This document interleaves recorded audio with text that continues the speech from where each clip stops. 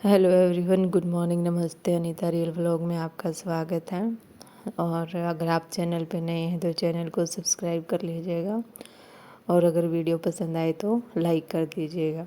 तो ये है मॉर्निंग का टाइम, 9:30 के करीब हो गया। तो मैं खाना बना के आ चुकी हूँ क्योंकि यही ज़रूरी रहता है कि फिर बच्चों को भी खिला देती हूँ और हस्बैंड कई बार बीच में आ जाते हैं तो अपना खा के चले जाते हैं।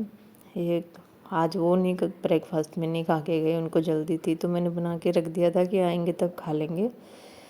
उसके बाद फिर मैं अपना झाड़ू वाड़ू लगाने लगी थी और मैंने गर्म पानी लगा रखा है। झाड़ू निकालूंगी तो हो जाएगा, फिर मैं बच्चों को नहला दूँगी। तो बीच में मैं इधर आई जब हॉल में, तो मेरे को याद आया कि इधर इस दरवाजे पे मेरे को पर्दा लगाना है, क्योंकि जब रात को इधर की लाइट ऑफ करते हैं ना और हॉल वगैरह की लाइट रहती है जली हुई, तो सारे मच्छर इधर आ जाते हैं और बच्चों को इतना परेशान करते हैं कि सोने भी नहीं देते और उनको देख के फिर मुझे भी नींद नहीं आती। तो कम से कम भी 8 से 10 बार मैं रात को उठती हूँ और फिर देखती हूँ कि मच्छर कहाँ है। और मच्छर भी ऐसे होते हैं कि रजाइयों में ही छुप के बैठ जाते हैं, तो अगर हिलाऊंगी तो उठ के ऊपर आएंगे। और मेरी आवाज़ इसलिए सॉरी, क्योंकि मतलब बिल्कुल मॉर्निंग में मैं वॉइस ओवर कर रही हूँ 6 o'clock, तो थोड़ा सा आवाज़ ऐसे है। तो ये सीमेंट बहुत पक्का है इधर है ना, वो किली वगैरह अच्छे से लग नहीं रही थी तो मैंने जॉइंट देख के लगाया और 2-3 बार करने से लग गया था। और इसको पता नहीं आज क्या हुआ है कि मतलब हेल्प करवानी है मेरे को। तो ये झाड़ू तो मैंने कर दिया था, लेकिन ये जो कचरा इकट्ठा था उसी को इधर उधर से ऐसे कर रहा था झाड़ू, और फिर पिन्नी मिला के इसने कचरा भी डाल दिया था। और मैं लगा रही थी इधर, ये मैं उधर से ये रस्सी लाने गई तब तक इसने दूसरी किल्ली ख़राब कर दी थी ठोक के। ये देखो, मैं इसको गुस्सा कर रही हूँ तो मैंने बोला कि दोबारा दे मेरे को प्लास वगैरह, मैं इसको अच्छे से ठोकती हूँ। तो जॉइंट देख के दूसरी जगह फिर मैंने इसको लगाया और ये सेट हो गई थी अच्छे से। तो काफ़ी मतलब मुझे लगता है कि काफ़ी राहत मिलेगी, क्योंकि मच्छर नहीं आ पाएंगे इस साइड में। नहीं तो एकदम जो जैसे घर के पीछे एकदम पूरा जंगल जंगल है, तो जंगली जो मच्छर होते हैं तो बहुत बड़े बड़े होते हैं, मक्खी से भी।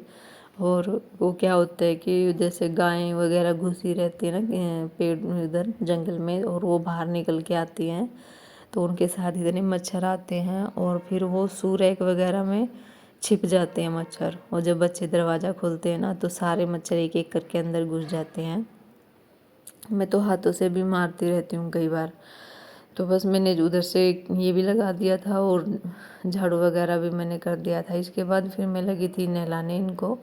तो यशिका को मैंने नहला दिया था, पहले चिराग को नहलाया था, फिर मैंने यशिका को नहलाया था। ये बाहर खेल रहे थे तो इनको एक एक करके इन दोनों को बुला के मैंने नहला दिया। तो काम ख़त्म होगा। काम क्या ख़त्म होगा, क्योंकि फिर वही बात है कि 12 बजे के बाद तो क्या ही नहलाओ, अच्छा भी नहीं लगता। तो 9-10 बजे नहा लेते हैं बच्चे, ठीक भी रहता है और ठंडा भी नहीं रहता उस टाइम तक इतना। और मैं इसको देख रही थी, पता नहीं क्या एक छोटा सा ऐसे चिन के पास भी फैलाया हुआ था। तो बस इसको मैंने कपड़े पहना दिए और फिर मैं लगी थी बर्तन साफ़ करने। तो ये सुबह जैसे खाना बनाया था, चाय बनाई थी, तो उसके बर्तन हो गए थे तो सोचा कि क्लीन कर देते हो, सिंक भरा भरा है तो ये काम भी निमट जाएगा। उसके बाद फिर मुझे नहाना है, कपड़े वगैरह डाल के आने हैं तो काफ़ी लेट हो जाएगा। तो फटाफट मैंने बर्तन धुले और उसके बाद फिर मेरे को रोटियां बनानी थी। बच्चों को तो मैंने पहले बना के दी और उसके बाद फिर मैंने बाकी बची हुई रख दी थी बना के कि मैं भी खा लूँगी और हस्बैंड भी खा लेंगे, तो बार बार ऐसे गैस के पास नहीं आना पड़ेगा। बर्तन धुलते थे, उसके बाद मैंने सिंक को भी अच्छे से मांज दिया और साइड से मतलब साबुन वगैरह लगाना, तो गिलास में पानी लेके मैंने उधर से बिल्कुल क्लीन कर दिया। और ये मेरा रोज़ का ही रूटीन रहता है, जैसे कि सिंक को बर्तन से भी अच्छे से साफ़ करती हूँ मैं, बिल्कुल भी गंदा नहीं रखती। और हाथ वगैरह मतलब जैसे खाना खाने से पहले थोड़ा सा हाथ धुलते हैं, तो ऐसे ही पानी पानी से बेशक धुल रहे, इधर मैं हाथ वगैरह भी नहीं धुलने देती कि इधर में कुछ भी नहीं करना है। तो बस मैंने पूरा सिंक क्लीन कर दिया है, साइड का एरिया भी। और फिर मैं फटाफट रोटियां बनाने लगी थी, क्योंकि हस्बैंड गए थे जब मैंने सारा ही काम कर लिया था आटा वगैरह लगा के, लेकिन उनको काफ़ी जल्दी थी तो उन्होंने मना कर दिया था। तो फिर मैं इधर लगी हूँ रोटियां सेकने के लिए। पहले बच्चों को दे दूँगी और फिर मैं रख दूँगी बना के हॉटपॉट में। टाइम लगेगा या भूख लगेगी तो तब खा लेंगे। और आज बनाई थी मैंने चने की सॉरी मूंग की दाल, जो पीली वाली होती है। बच्चों को काफ़ी पसंद आती है वो दाल खाने में, और सही भी रहती है वो। और फिर उसके बाद मैं लगी थी मशीन लगाने के लिए।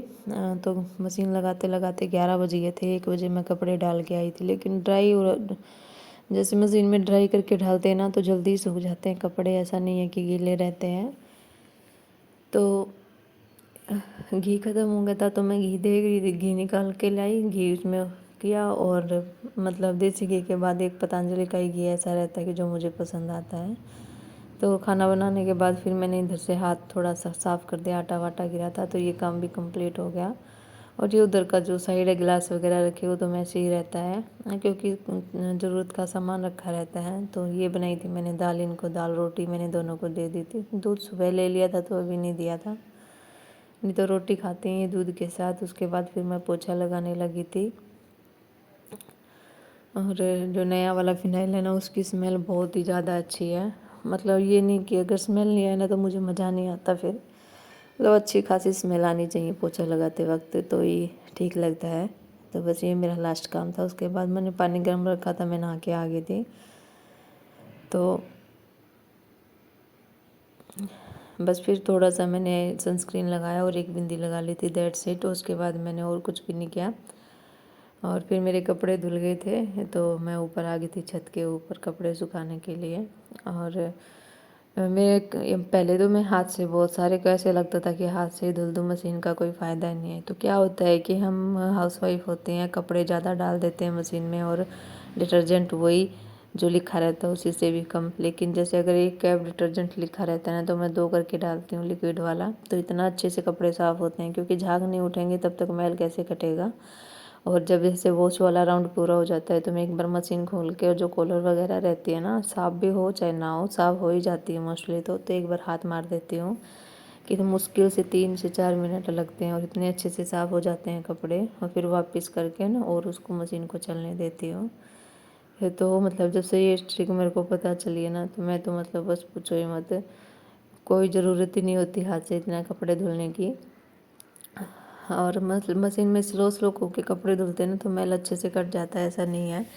लेकिन डिटर्जेंट अच्छे से डालना चाहिए। और जैसे आप राउंड मरवाते हैं ना, उसमें क्या होता है कि चादर तौलिए सब कुछ ऐसे कपड़ों में ही मत डालिए।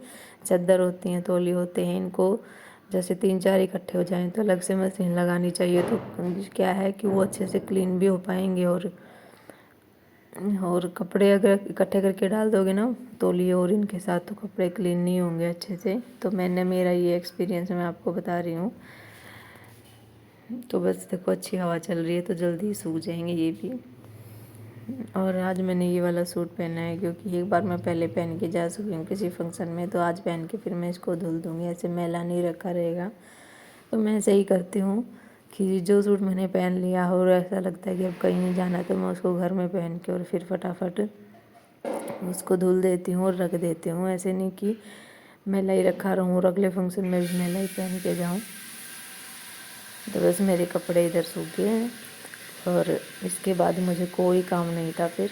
बस मेरे को दूध गर्म करना है और जाके फिर मैं दूध गर्म कर दूँगी। तो आपको मेरा ये वीडियो कैसा लगा बताइएगा ज़रूर, अगर पसंद आता है तो। और